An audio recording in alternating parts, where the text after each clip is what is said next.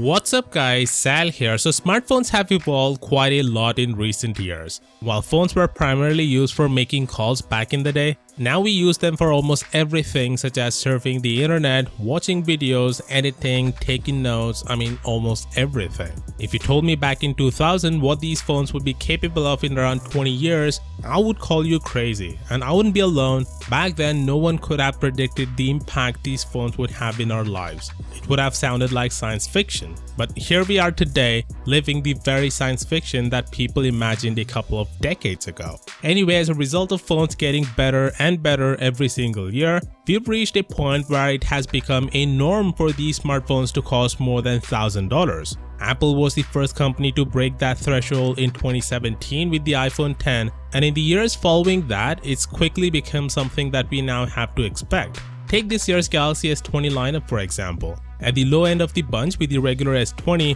you're paying a minimum of $1,000. The mid-tier S20 Plus steps things up to $1,200, with the highest end S20 Ultra selling for a cool $1,400. There's also last year's Pixel 4 XL, which has a retail price of $999 for the 128GB variant. It's only natural for phone prices to increase as time goes on and money loses its value, but the sheer level at which prices have been raising is a bit much. Just 2 years ago, a brand new Galaxy S9 was selling for $720. Compared to this year's S20, that's a price hike of $280. Sure, some of that is attributed to the improved hardware, and that's totally understandable.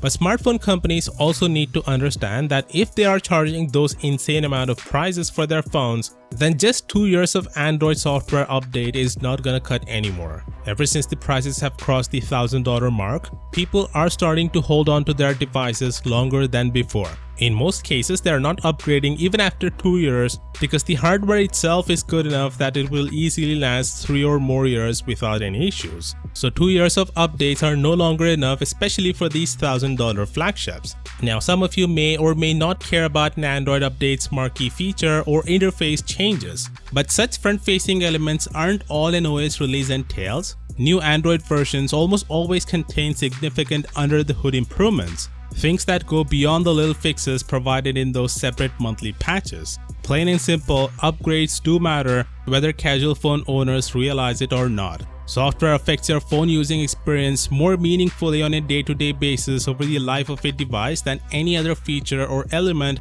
especially with so many of us hanging on to phones longer than ever these days. You see, this problem only persists in the Android community. On the iOS side, this isn't an issue at all. Apple provides at least 4 years of software updates, and that's one thing I like most about Apple, even though I hate them for the most part, and I think Android companies should learn a thing or two from Apple here. Google, by the way, is a little better with their Pixel line.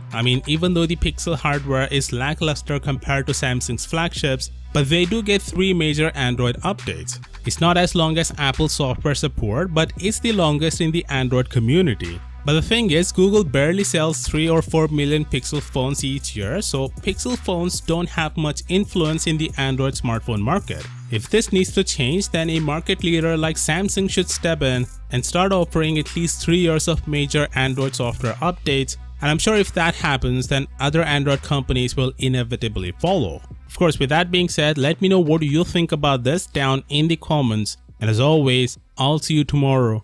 Peace out.